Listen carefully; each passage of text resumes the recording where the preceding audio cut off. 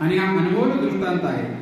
अशा प्रकारे सारंग पंडित स्त्री अधिकारो निरूपण, सारंग पंडित स्त्री अधिकारो निरूपण, स्त्रीचे काय अधिकार असतात हे सारंग पंडिताला देवाने निरूपण केले. छिन्नस्थळीची लीळा आहे. डोंबिग्रामला ज्या छिन्नस्थळीवर बहुत लीळा वर्तलेल्या आहेत त्या ठिकाणची ही एक लीळा आहे. देव आसनस्थ असतात आणि देवाच्या समोर महिला असतात आणि देव ब्रह्मविद्येचे निरूपण त्यांना करत असतात. आणि सारंग पंडित तिकडून येत असताना हा गोतावळा या महिला सगळे ते पाहतात आणि मनामध्ये उल्लेख करतात, कैसा वेटाळून बैसले असतील महिला, म्हणजे एकत्र बैसल्या कैसा, नेईजे तेलंदेशा लावीजे कोडू धान्य कांदा वया, आणि आपण असे जे देवाच्या सन्निधानी असं म्हणतात. ते कोण? सारंग पंडित मनामध्ये म्हणतात. येत असताना पाहतात ते बायाला आणि देव म्हणतात आले ते अपराध. देव काय म्हणतात? सारंग पंडित आले, नमस्कार केला, आले ते अपराध. ते म्हणतात जी जी मी अपराध जाणतो. त्यांनी ओळखलं ना मनामध्ये काय म्हणलं, हे अपराध झाला आपण आणि मी अपराध जाणतो, अपराधाचा दंड सुद्धा जाणतो.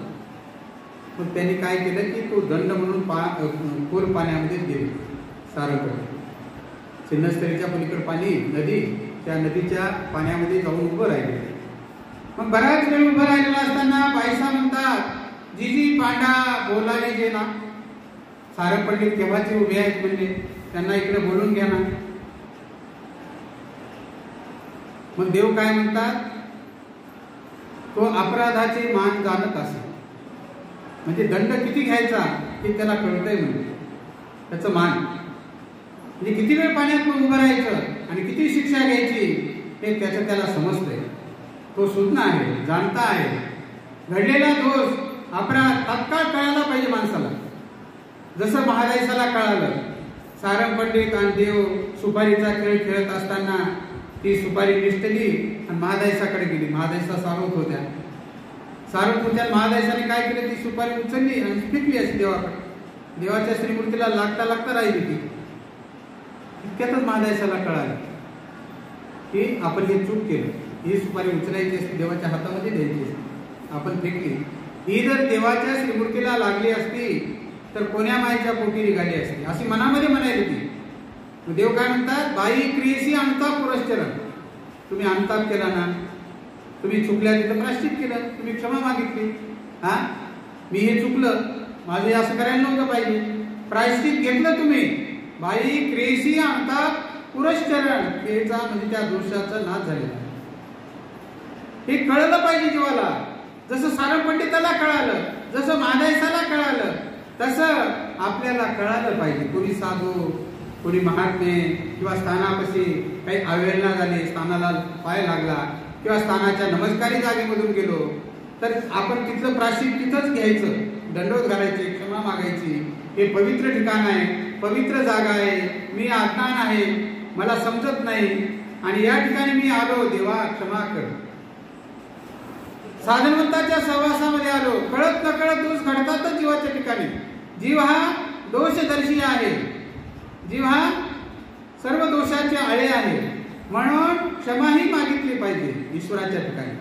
म्हणून प्रायश्चित हा विधी आपल्याला एक दोष नसण्यासाठी प्रायश्चित विधी परमेश्वराने आपल्या समोर ठेवलेला आहे, ईश्वराने आपल्या समोर ठेवलेला आहे.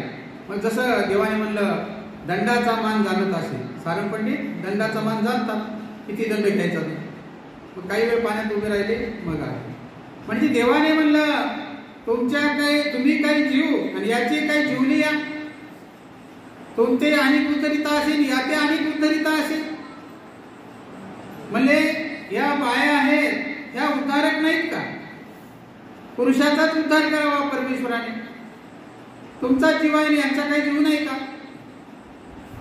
असा भेदभाव करू नये. तुमच्या ठिकाणी जो जीव आहे त्यांच्या ठिकाणी तो जीव आहे. आणि तुम्ही भक्तिमार्ग आचरता, तेही भक्तिमार्ग आचरतात. उलट पुरुषापेक्षा स्त्रिया स्नेहाळू, स्नेहाळू म्हणजे ममताळू आहे, स्नेहाळू आहे. आणि एक गोष्ट जर करायची म्हणलं तर ते शेवटाला नेतील, पुरुष तरी नेत नाही. म्हणजे करावं न करावं पण महिलांचं तसं नाही, ही गोष्ट करायची तर करायचीच, हा गुण विशेष महत्वाचा आहे त्यांच्या ठिकाणी. म्हणून स्त्री आणि पुरुष असा भेदभाव न करता मनुष्याने व्यापक दृष्टिकोन ठेवला पाहिजे, उदारत्व ठेवलं पाहिजे. आपल्याला परमेश्वराची भक्ती पाहिजे, त्यांना नको का? त्यांना कोण उद्धार करणार आहे? म्हणून परमेश्वराने त्या चिन्हस्त्रीच्या स्थानावर सारंग पंडिताला अशा प्रकारे दंड देऊन शिक्षा पण केलेला आहे. ही महत्वाची लीळा त्या चिन्हस्त्रीच्या स्थानावर घडलेली आहे.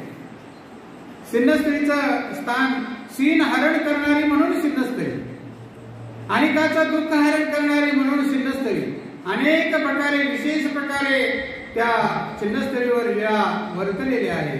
म्हणून ते स्थान विशेष महत्वाचं आहे. अशा प्रकारे त्या डोमेग्रामच्या लीळा आपल्याला या ठिकाणी आपण त्याचं निरूपण केलेलं आहे. कारण जीव कसा आहे, जीव हा ईश्वराचा भक्त आहे, पण भक्ती कशी करावी? भिंगुरटीचा दृष्टांत देवाने सांगितलेला आहे.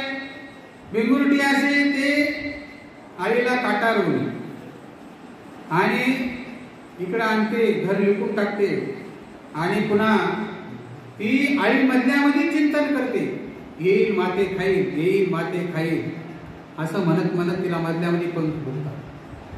ती मला काटारोल माते खाईल, ती मला काटारोल माते खाईल. हे काही चिंतन आहे तिचं. हे चिंतन करत करत तिला मधल्यामध्ये त्या आईला पंख निघतात आणि त्या भिंगुरटीसाठी भिंगुरटी तयार होते. मध्ये तिच्या उदरामध्ये पोटी जन्म घेत नाही, तिला चिंतन करून करून ती त्या भिंगुरटीसाठी तयार होते. तसं परमेश्वर म्हणतात, ईश्वराचं चिंतन करीत करीत जीव ईश्वरासारखा होय. ईश्वराचं चिंतन जे आपण जर केलं म्हणजे नामस्मरण केलं तर जीव हा परमेश्वरासारखा होतो, ईश्वरासारखा होतो. म्हणून या ठिकाणी भिंगुरटीचा दृष्टांत स्वामींनी सांगितलेला आहे. भिंगुरटीच्या दृष्टांताप्रमाणे परमेश्वराचं चिंतन, ध्यान, आठवण, मनन, निधिध्यासन, कीर्तन हे सतत असायला पाहिजे. संसार होतो पण परमार्थ हा आवर्जून करावा लागतो. संसार तर अनायसेच होणार आहे, नाही केलं तरी संसार होणारच आहे. संसार म्हणजे ते तुम्हाला करावंच लागतं, नेमूनच दिलेलं आहे. पण परमार्थ संसाराच्या वेगळं होऊन परमार्थ सुद्धा तुम्हाला करावा लागतो, तर परमार्थ होईल आणि ते तुम्हाला या देहाच्या शेवटी साथ देणार आहे, परमेश्वरापर्यंत नेणार आहे. काही काळापुरता संसार आहे, पण नंतर परमेश्वराचं होण्यासाठी म्हणून अशा प्रकारे दृष्टांत आपल्याला सर्वज्ञ श्री चक्रधर स्वामींनी सांगितलेला आहे. आणि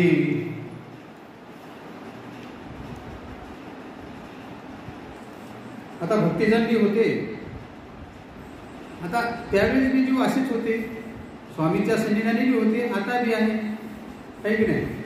सभा पातळ झाली, घनदाट सभा बसली, आपली सभा पातळच असते कवर, आहे की नाही. असो, आपण सांगितलंय बाई स्तंभाय का ते निमित्त करून बोलीजे. ईश्वर आपलं प्रवचन ऐकतात, परमेश्वर. म्हणून नाथोबा कसं होतं, नाथोबाची एक गोष्ट सांगतो. नाथोबा म्हणजे भिक्षेला जायचे, तर टिळा जानवं लावून जायचे भिक्षेला, आहे की नाही. आणि मग टिळा जानवं लावून जायचे म्हणजे कशासाठी, चांगलं मिष्टान्न मिळावं, चांगली भिक्षा मिळावी, गोडले पदार्थ मिळावे, जे आवडीचे पदार्थ ते मिळावे.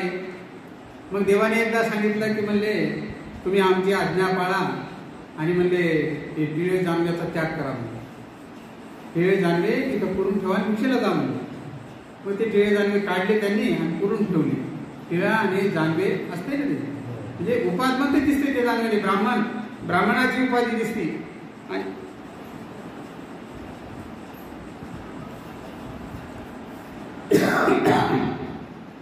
आणि म्हणले इथं टिळा जानव पुरा आणि पलीकडे जे घग आहे तिथं तुम्ही बसा. मग काय झालं की त्यांनी तिथं तर जानव त्या ठिकाणी ठेवलं, परत मग वाट पाहायला लागली भिक्षा केव्हा येईल म्हणून, आहे की नाही. आणि मग पुन्हा त्यांची विचलितपणा झाला मनाच्या ठिकाणी. पुन्हा त्या जानव्यापाशी जायचे, टिळ्यापाशी जायचे की जानवं काढू का, पुन्हा परिधान करू का. पुन्हा देवाचा विचार आठवायचा, नाही देवाने सांगितलं नाही. पुन्हा तिकडे जायचे, पुन्हा जानव्यापाशी जायचे. गोरा वेळोवेळा टिळ्या जानव्यापाशी का जाशी. हा एक उपवास पडला की 2 उपवास पडले. म्हणजे वेळोवेळा मी पुन्हा पुन्हा टिळ्या जानव्यापाशी का जाशी. काही एक उपवास पडला की 2 उपवास पडले.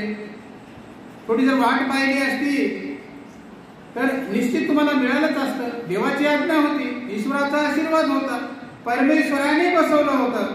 पण इकडे निष्ठाच नाही ना. परमेश्वराने जे विधी सांगितला त्या विधीवर निष्ठा असली तर, भरोसा असला तर ह्या गोष्टी होती. भरोसाच नाही. देव सांगतात, देवाला काय.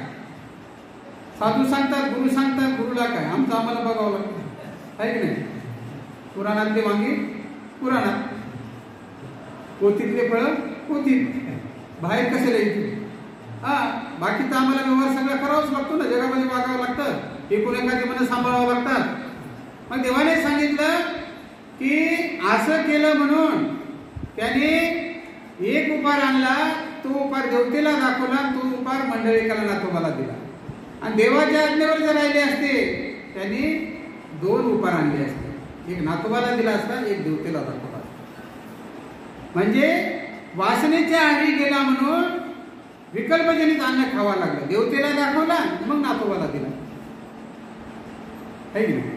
आणि देवाचं ऐकलं असतं तर 2 आणले असते. एकाच्या ऐवजी 2 आणले असते. आधी नातोबाला दिला असता आणि एक देवतेला दिला असता. त्याचा याला सेपरेट आणला असता. विकल्पजनित अन्न खावं लागलं नसतं. विकल्पजनित अन्न खाल्लं, काठीण्य आलं. काठीण्य आलं म्हणजे निबळता आली. देवधर्म आचरण्यासाठी सबळता राहिली नाही, शक्ती राहिली नाही, मनाच्या वृत्त्या स्थिर राहिले नाही, मनाचे विचार चंचल झाले आणि प्रभू श्री चक्रधराचे स्मरणाचे विचार विरून गेले. स्मरण त्याच्यामध्ये विसरून गेले. अशा प्रकारचा मंडलिकाला विधी सर्वज्ञ श्री चक्रधर स्वामींनी सांगितलेला आहे. प्रत्येक याच्यामध्ये परमेश्वराचा आचार आपल्या अनुभवातून आपण जाणून घ्यायला पाहिजे आणि आपल्या चातुर्याने ह्या गोष्टी समजून घ्यायला पाहिजे. ईश्वर हा समर्थ आहे आणि समर्थवाद परमेश्वराचा आहे. परमेश्वर समर्थवादाने सगळं काही करतात. परंतु राजा आहे, नीतिमंत असतो, तसा परमेश्वरही नीतिमंत आहे. नीतिमंत व्यवस्थेने परमेश्वराला ह्या सगळ्या गोष्टी कराव्या लागतात. जीव, देवता, प्रपंच आणि परमेश्वर याची यथास्थिती ठेवून परमेश्वर जीवाचा उद्धार करतात आणि जीवाला मोक्षाला नेतात. अशा प्रकारे आपला वेळ संपलेला आहे. दंडवत